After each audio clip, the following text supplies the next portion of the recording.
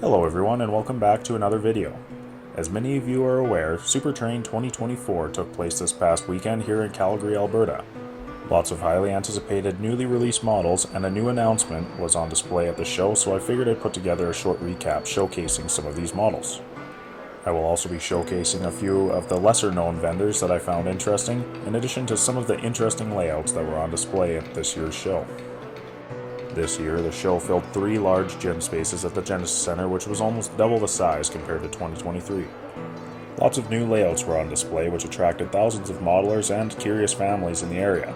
It was great to see so many people show interest in this great hobby. Here we are taking a look at the Scale Trains booth. This was the first year that Scale Trains has attended Super Train, and they were certainly a welcome guest.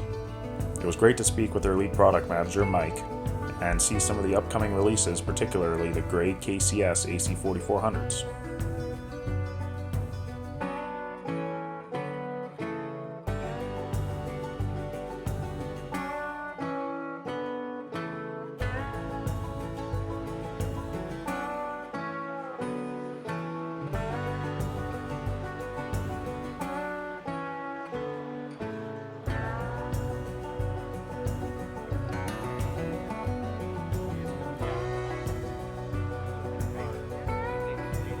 Here we're taking a quick look at the North American Railcar booth from Pacific Western Rail Systems, where they had the newly released BC Rail boxcars and painted pre-production samples of the new National Steel Car 5431 cubic foot hoppers on display.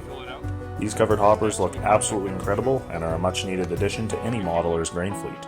These are expected to arrive in the fourth quarter of 2024. At the Prairie Shadows booth, some exciting new releases were on display, including their very own recently released Trenton Works 5250 covered hopper and the Trinity 50-foot high cube boxcar. They also had the painted pre-production samples of the next release of Trent Works covered hoppers, which I'm happy to show you today. These models are yet another much needed addition to the Canadian market, and we're happy to see these finally come into the market.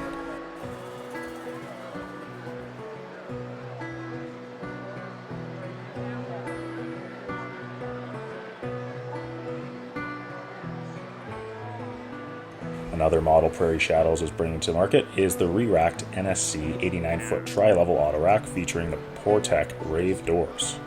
Prairie Shadows will be offering multiple paint schemes and different variations of this car, including the recessed brake panel.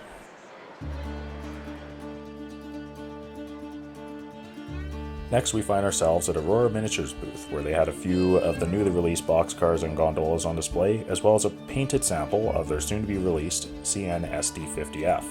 I've been a particular fan of Aurora's freight car selection, as their detail is outstanding.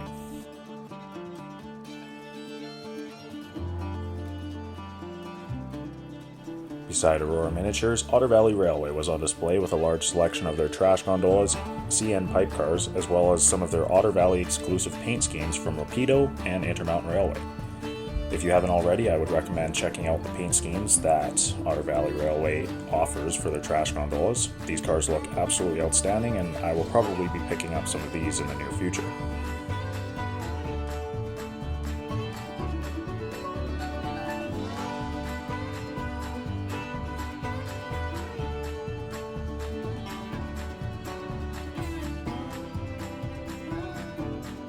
Switching gears from taking a look at the models to some railroad memorabilia, let's take a look at Elevation Media's booth. Matt has been a good friend of mine for several years and offers some fantastic railroad memorabilia in the form of hats, t-shirts, and sweaters. He also has a great video selection, and I highly recommend checking out his video series documenting the Southern Railway of British Columbia.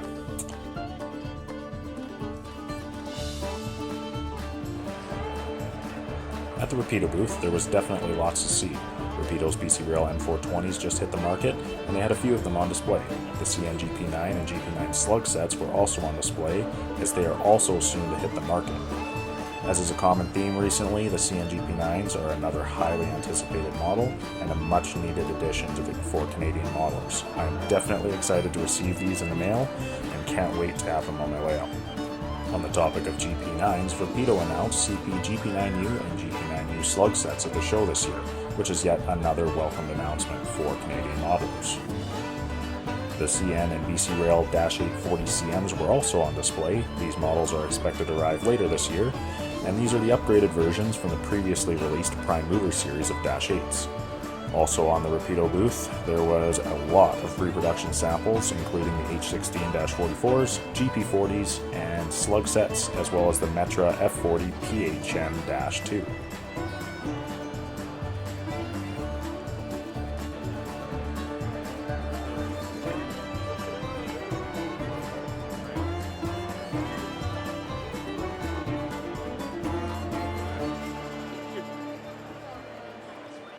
Inner City Hobbies was also at the show. This new model train shop from British Columbia definitely deserves some attention in my opinion. They have a great customer service and excellent staff, which many will likely remember and recognize as the folks who operated Central Hobbies in Burnaby before they closed shop. You can find their online store at ictrainsandhobbies.com and their storefront if you find yourself in Langley, British Columbia. Moni Laser Engineering is another interesting vendor that I have seen previously, and I thought it would be worth sharing with you. These folks have incredible laser-etched craftsman building kits and parts. The model grain elevator kits and stations have always caught my eye, and I will be definitely purchasing some in the future. Although I did not spend too much time documenting the dozens of layouts on display at the show this year, let's take a quick look at some of the displays that caught my eye. Starting off at this independent Fremo setup, I noticed some great scenery work and some interesting scenes all throughout.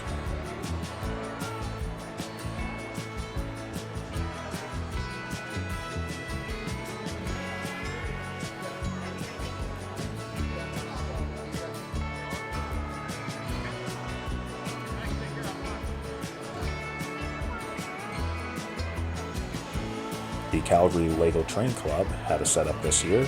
They're definitely demonstrating a level of realistic detail that can be captured and modeled in the Lego form, and I was very impressed with the overall display.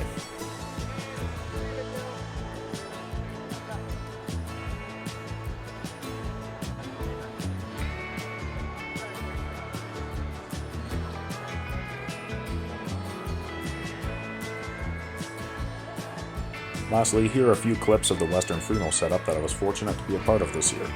This is the first time that we have set up at a show, and it turned out to be a great success, so we'll likely be attending future shows.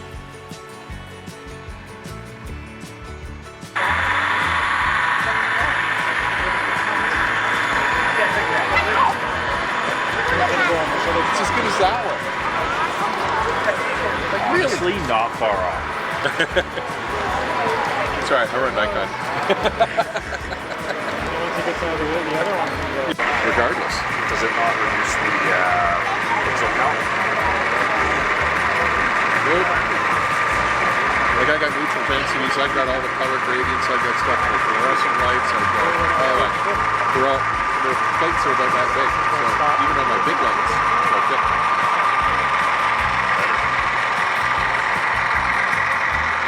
Just got enough room.